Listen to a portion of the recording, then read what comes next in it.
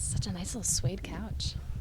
All right, this is Izzy for 105.1 The Blaze, talking with David Draiman from Disturbed at Aftershock 2016. Thanks for talking with me. My pleasure. Yeah, of course. So I wanted to start out because I know that you guys saw the video, the little video parody of the dogs singing Down with the Sickness. Were you a big fan of that? Oh, I loved it. I'm the one who posted it up on the Facebook page. That's what I thought. Thought it was so funny. I love when people do those kinds of parodies because Awesome. Somebody put some time into that. that's exactly what I was going to say. It takes so long to do that. Now, do you guys have any pets like at home or anything like that? I've got 3 dogs, yeah. I've got an Akita. What kinds? An Akita and 2 Chihuahua mixes. Yeah. Way. So I'm sure your kids absolutely love to play with them then. I know you're super dad. You know, my son has like a love-hate relationship with our pets. It's like he loves everybody else's dogs like more than ours for whatever reason. It's like sometimes he gets annoyed by them. He gets jealous when my wife gives him too much attention, like things like that. But then again, like he'll have these tremendous bonding moments with them on more than an occasion, which are just super sweet. So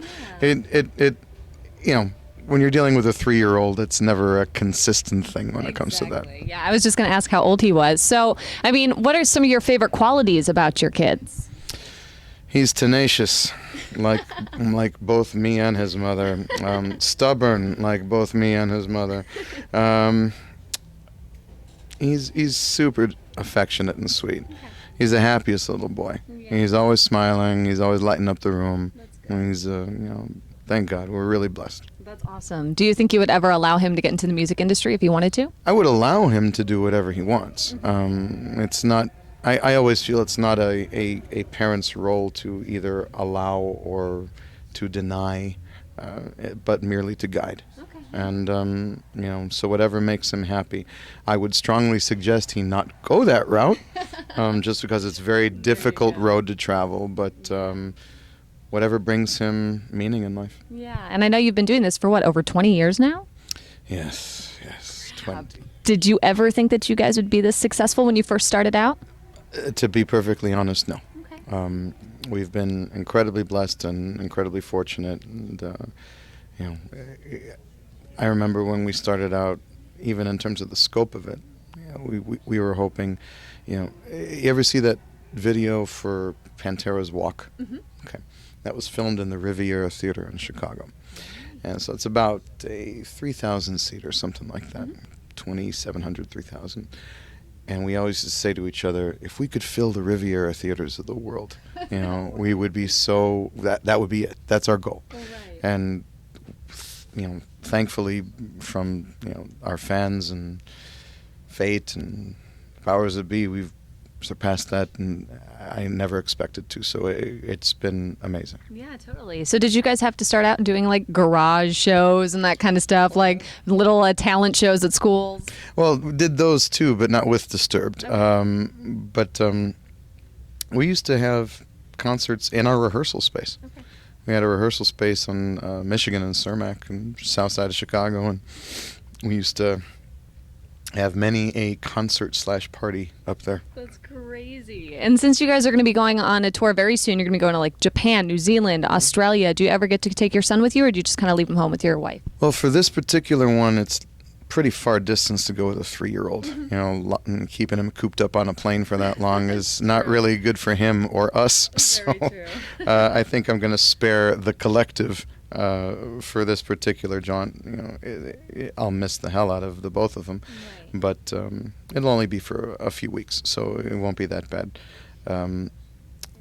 Yeah, usually when we're in the States, I do get to take them with quite often. They come out for about 10-day stretches, and then I don't see them for a couple of weeks, and they'll come out for another 10 days. And so that's the balance we seem to have found during this particular period of his life. You know.